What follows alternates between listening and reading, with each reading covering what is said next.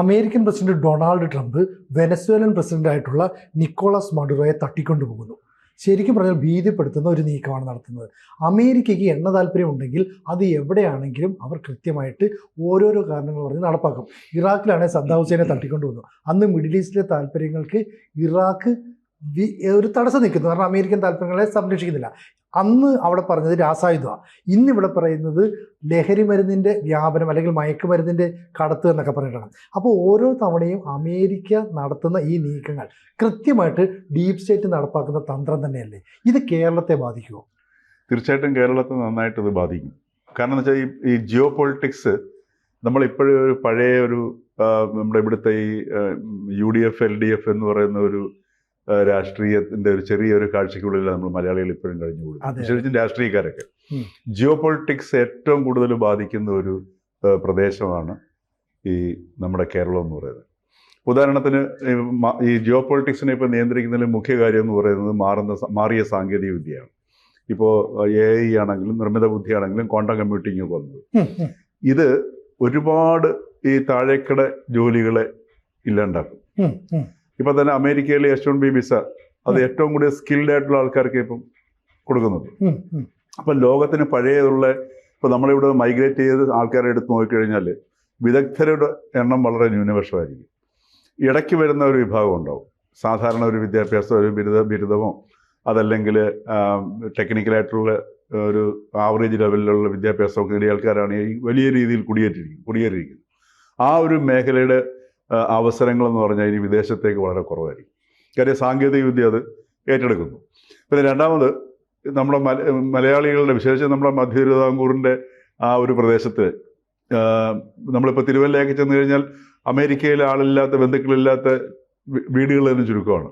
ഈ തിരുവല്ല, ചെങ്ങന്നൂർ, കോട്ടയം, കാഞ്ഞിരപ്പള്ളി ഭാഗത്തൊക്കെ പോയി കഴിഞ്ഞാൽ നമുക്ക് കാണാൻ പറ്റുന്ന ഒരു വസ്തുതയാണ്. അത് കേരളത്തിൽ എല്ലായിടത്തും ഉണ്ട്. അപ്പം അമേരിക്കയിലേക്ക് കുടിയേറുക എന്നൊക്കെ പറയുന്നത് ഇവിടുത്തെ ഒരു ചെറുപ്പക്കാരുടെ ഒരു സാധാരണ സ്വപ്നമായി കൊണ്ടുവരുന്നൊരു സാധനമാണ്.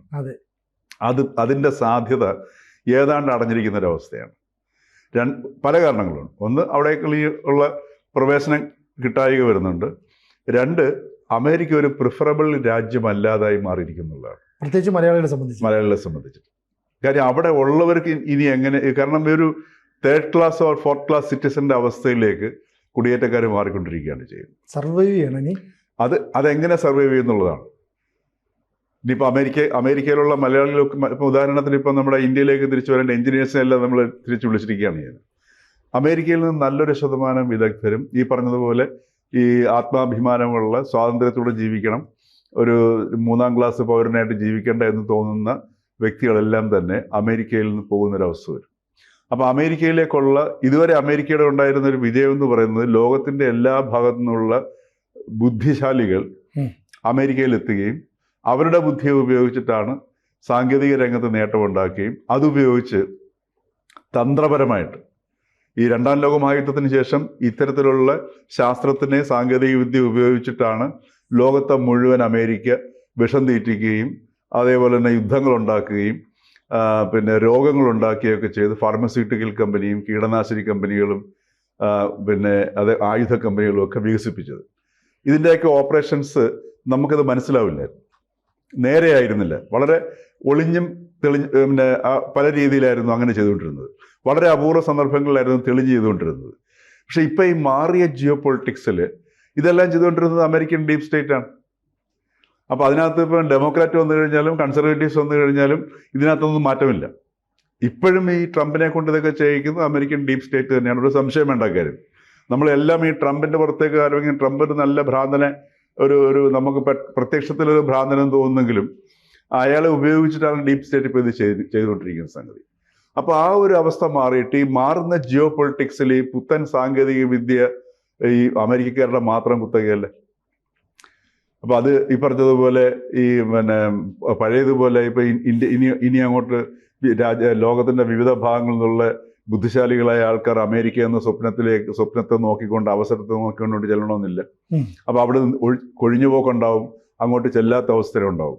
അപ്പോൾ ഇനി അടുത്ത ഘട്ടത്തിലേക്ക് വരുന്ന ശാസ്ത്ര സാങ്കേതിക രംഗത്തുള്ള വിശേഷിച്ചും AI-യുടെയും ക്വാണ്ടം കമ്പ്യൂട്ടിങ്ങിൻ്റെയും ഈ ഒരു അവസ്ഥയിൽ അമേരിക്കൻ നേറ്റീവ്സിനെ കൊണ്ട് ഇത് ചെയ്യാൻ സാധ്യമല്ല.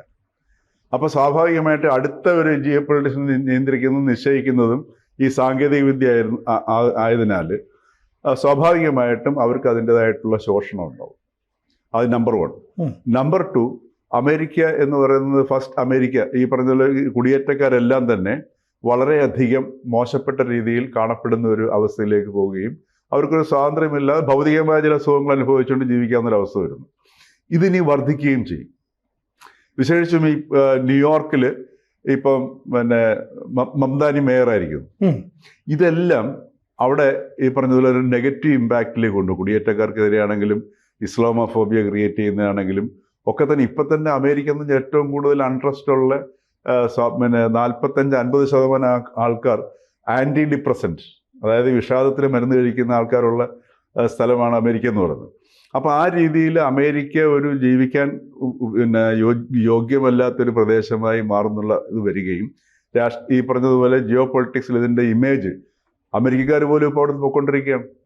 ഇപ്പം നമ്മുടെ ഇന്ത്യൻ പ്രധാനമന്ത്രി നരേന്ദ്രമോദി കഴിഞ്ഞ പ്രാവശ്യം അവിടെ പോയി ഒരു പ്രസംഗം നടത്തി ഒരു 4 മിനിറ്റ് 4 വാചകങ്ങളാണ് പറഞ്ഞത്.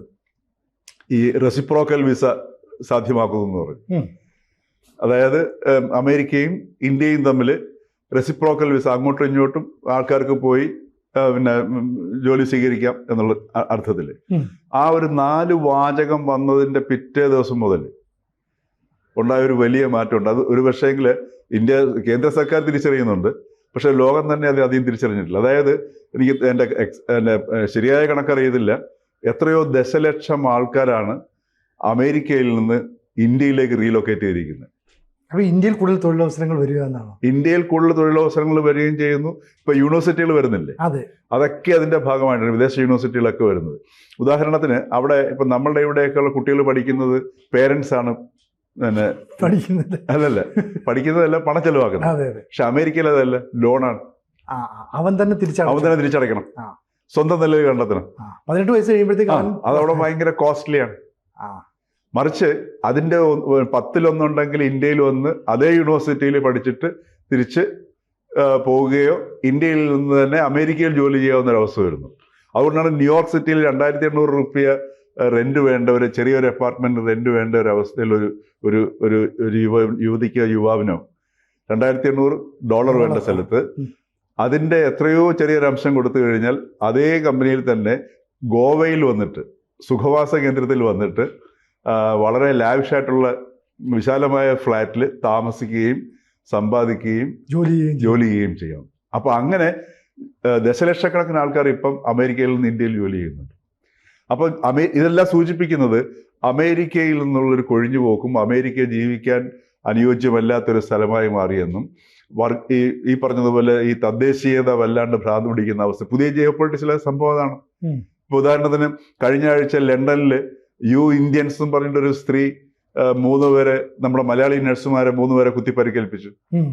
അപ്പൊ ഈ ജിയോ പൊളിറ്റിക്സിന്റെ ഭാഗമായിട്ട് ഇത് ലോകത്ത് മുഴുവൻ ഇത് ഇങ്ങനെ വ്യാപിക്കുകയും ചെയ്യുന്നു, ദേശീയത എന്നുള്ള സംഗതി. അപ്പൊ ഇത്തരം ഒരു സന്ദർഭത്തിലാണ് ഇപ്പൊ ഈ പിന്നെ പരസ്യമായിട്ടാണ് ഇപ്പോൾ അമേരിക്ക ഈ ഭരണമാറ്റത്തിന് നേതൃത്വം കൊടുക്കുന്നത്. ഇതിപ്പം തന്നെ ശരിക്കും പറഞ്ഞാൽ ഒരു തട്ടിക്കൊണ്ടുപോകാനാണ് നടന്നിരിക്കുന്നത്. അതെ, ഒരു രാജ്യത്തിന്റെ ഭരണാധികാരിയും ഭാര്യയും കൂടെ രാത്രി പോയി തട്ടിക്കൊണ്ടു പോകും. അപ്പൊ അമേരിക്ക ഒരു കൊള്ള രാജ്യമായി പരസ്യമായിട്ട് മാറുന്ന ഒരവസ്ഥ എക്സ്പോസ്ഡ് ആയിരിക്കും. ഇപ്പൊ ഇറാനിൽ നടക്കുന്നു. ഇവിടെ എല്ലാം ആഭ്യന്തര പ്രശ്നം അവർ സൃഷ്ടിക്കുന്നു. ഇപ്പൊ ഉദാഹരണത്തിന് ഇറാനിലും ഇത്രയും ഈ ഒരു അവസ്ഥയിലേക്ക് നീങ്ങാൻ കാരണം ഇറാന്റെ പുറത്ത് ഏർപ്പെടുത്തിയിട്ടുള്ള സാങ്ഷൻസ് ആണ്. അവിടെ എണ്ണയാണ്. പിന്നെ വെനിസുലയിലും അത് തന്നെയാണ്.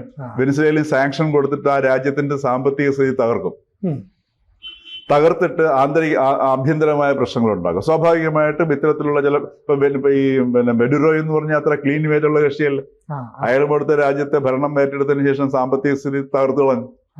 അപ്പൊ അതുകൊണ്ടാണ് പെറുവില് ലിമയില് ദശലക്ഷക്കണക്കിന് ആൾക്കാരാണ് വെനിസുലയിൽ നിന്ന് ഈ ഇദ്ദേഹത്തിന്റെ ഭരണത്തിന് കീഴിൽ നാട് വിട്ടുപോയത്. ഇപ്പൊ അവര് മെഡുറോയെ പിടിച്ചപ്പോഴത്തേക്ക് പെറുവിന്റെ തലസ്ഥാനമായ ലിമയില് വെനിസുലക്കാർ ആഘോഷപ്രകടനം നടക്കുന്നുണ്ട്. അപ്പൊ ഹ്യൂഗോ ഷാവേസിന് ഉണ്ടായിരുന്ന പോലെ ഒരു ജനപ്രീതി ഇല്ല. കാരണം ഇദ്ദേഹത്തിന്റെ എക്കണോമി തകർന്ന് തരിപ്പണമായി പോയി. അതാണ് പറ്റിയ പ്രശ്നം. ഏറ്റവും മുഖ്യമായ പ്രശ്നം അതാണ്. കാര്യം മനുഷ്യന് ജീവിക്കേണ്ട ആവശ്യമുണ്ടല്ലോ. അപ്പൊ അത്തരം ഒരു അവസ്ഥയിൽ ഇപ്പം പരസ്യമായിട്ട് അമേരിക്ക ഒരു കൊള്ള രാഷ്ട്രമായിട്ട് മാറിയിരിക്കുകയാണ് ചെയ്യുന്നത്. ചുരുക്കം പറയാം, മലയാളികളുടെ സ്വപ്നമായിട്ടുള്ള അമേരിക്ക ഇപ്പോൾ മലയാളികളുടെ പേടി സ്വപ്നമായിട്ട് മാറുന്നു. തീർച്ചയായിട്ടും. ഇനി ഒരു വേറൊന്നും വേണ്ട, ഇപ്പൊ തന്നെ ഇവിടെ നമ്മുടെ അന്വേഷിച്ച് നോക്കി അറിയാം എത്ര പേര് ചെറുപ്പക്കാരുടെ അമേരിക്കയിലേക്ക് പോകണമെന്ന് ആഗ്രഹിക്കുന്നുണ്ടെന്ന് ചോദിച്ചാൽ നമുക്ക് അറിയാൻ പറ്റും. അപ്പൊ ഇതെല്ലാം സൂചിക്കും ഈ ജിയോ പൊളിറ്റിക്സിൽ ഇനി കേരളത്തിലെ രാഷ്ട്രീയക്കാരും നമ്മുടെ ഇവിടുത്തെ വികസന നേതാക്കന്മാരും അല്ലെങ്കിൽ വിദഗ്ധരും കാണാതിരിക്കുന്ന ഒരു പ്രശ്നമാണ് ഈ ജിയോ പൊളിറ്റിക്സിൽ എങ്ങനെ കേരളത്തിൽ ഈ കൂടുതൽ അവസരങ്ങൾ സൃഷ്ടിക്കാം, കേരളത്തിലെ കൂടുതൽ വിദ്യാഭ്യാസം എങ്ങനെ മാറ്റിയെടുക്കാം, ഇത്തരം സംഭവങ്ങളിലൊന്നും തന്നെ നമ്മളും ശ്രദ്ധിക്കുന്നില്ല എന്നുള്ളതാണ്. അതൊരു ഗുരുതരമായ ഒരു വിഷയമായിട്ട് മലയാളിയുടെ മുമ്പിൽ നിൽക്കുക. കുടിയേറ്റം ഇനി അസാധ്യമായിരിക്കുന്ന ഒരു അവസ്ഥയിലേക്ക് വന്നിരിക്കുന്നു. അത് ഈ അമേരിക്കയുടെ ഇപ്പൊ അമേരിക്കയായിരുന്നു ഇപ്പൊ ഉദാഹരണത്തിന് ഗൾഫ് രാജ്യങ്ങളുണ്ട്. ഇപ്പൊ ഗൾഫ് രാജ്യങ്ങളിൽ പോലെ ഇനി വരും ദിവസങ്ങളിൽ അല്ലെങ്കിൽ വരും വർഷങ്ങളിൽ ഈ സാധാരണക്കാരുടെ ആൾക്കാരുടെ പോക്ക് വളരെ കുറയും. നഴ്സുമാരും അതേപോലുള്ള മേഖലയിലുള്ളവർക്ക് മാത്രമേ ഇനിയും അവസരങ്ങൾ ചിലപ്പോൾ ഒരു പക്ഷേ ഉണ്ടായിരുന്നിരിക്കത്തുള്ളൂ. അല്ലാത്ത ഈ സെമി സ്കിൽഡ് ആയിട്ടുള്ള ആൾക്കാരുടെ സാധ്യത വളരെ കുറഞ്ഞുകൊണ്ടിരിക്കുകയാണ്.